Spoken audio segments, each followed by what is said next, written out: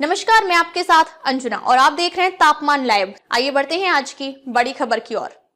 दिल्ली विधानसभा के चुनाव में अरविंद केजरीवाल, मनीष सिसोदिया और सौरभ भारद्वाज सरीखे अनेक शीर्ष नेता मुंह की खा गए।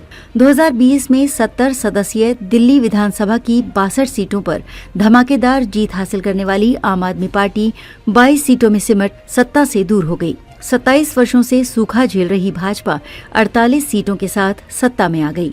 कांग्रेस का दुर्भाग्य से पीछा नहीं छूटा, शून्य से वो बाहर नहीं निकल पाई। सरसरी तौर पर दिल्ली विधानसभा के 2025 के चुनाव का यही फलाफल रहा। आम आदमी पार्टी को सत्ता वियोग तो हुआ, पर थोड़ा सुकून इस रूप में अवश्य मिला कि मुसलमानों के बीच उसके पांव जमे रहे। मुस्लिम मतों पर पकड़ बनी रही। थोड़ी बहुत नाराजगी थी भी तो समर्थन पर उसका कोई खास असर नहीं पड़ा। मतों का प्रतिशत कम जरूर हो गया, पर सीटें सम्मानजनक हासिल हो गईं। मलाल इतना भर ही हुआ कि 2020 की तुलना में मुस्लिम बहुल एक सीट उनके हाथ से छिटक गई।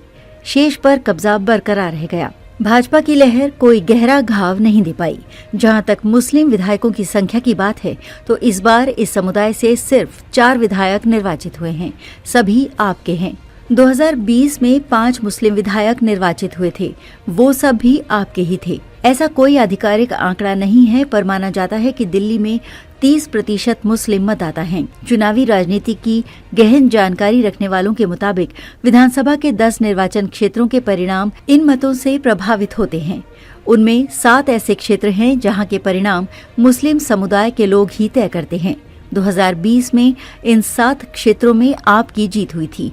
इस बार 6 पर जीत हुई है। इससे प्रमाणित होता है कि तमाम शिकवे शिकायतों के बावजूद मुसलमानों को भरोसा आप पर बरकरार है। भाजपा को शिकस्त देने का विश्वास भी इसी पर है। इस चुनाव का एक महत्वपूर्ण निष्कर्ष ये भी है कि मुस्लिम समुदाय ने कांग्रेस से तो दूरी बनाए रखी ही, मुस्लिम हित की बांग लगाने वाली असदुद्दीन ओवैसी की पार्टी AIMIM को भी नकार दिया। असदुद्दीन ओवैसी की पार्टी जिन उम्मीदों को लेकर दिल्ली के चुनाव मैदान में उतरी थी, वे पूरी नहीं हो पाई। उनकी समझ थी कि नागरिकता संशोधन अधिनियम और राष्ट्रीय नागरिक रजिस्टर के मुद्दों पर उसने जो आक्रामकता दिखाई थी, उसका लाभ उसे मिलेगा, परंतु वैसा हुआ नहीं।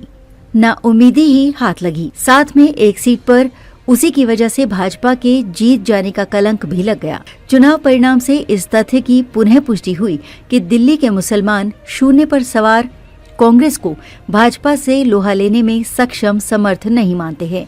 वैसे 2024 के संसदीय चुनाव में मुस्लिम मतदाता कांग्रेस के पक्ष में थे, लेकिन विधानसभा के चुनाव में उन्होंने उसका हाथ झटक दिया। परिणाम कांग्रेस के लगातार तीसरी बार शून्य में सिमट जाने के रूप में आया। वजह उसके विधानसभा का चुनाव गंभीरता से नहीं लड़ना भी रहा। विश्लेषकों की समझ में कांग्रेस के चुनाव अभियान में गंभीरता दिखती तब पर्याप्त संख्या में मुस्लिम मत उसे मिल जाते और वो शून्य के अभिशाप से मुक्त हो जाती, लेकिन वैसा कुछ नहीं हुआ।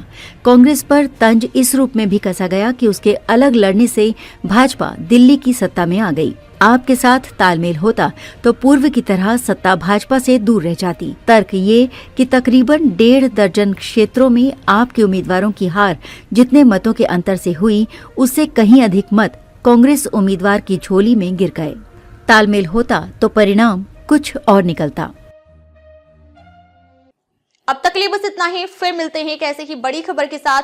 तब तक लिए नमस्कार और देखते रहिए तापमान लाइव। अगर आपको वीडियो पसंद आई हो तो लाइक करें व शेयर करें। ऐसे लेटेस्ट अपडेट पाने के लिए बेल आइकन प्रेस करना ना भूलें। अगर आप हमें फेसबुक या फिर इंस्टा के माध्यम से देख रहे हैं तो हमारे पेज को फॉलो जरूर करें। धन्यवाद।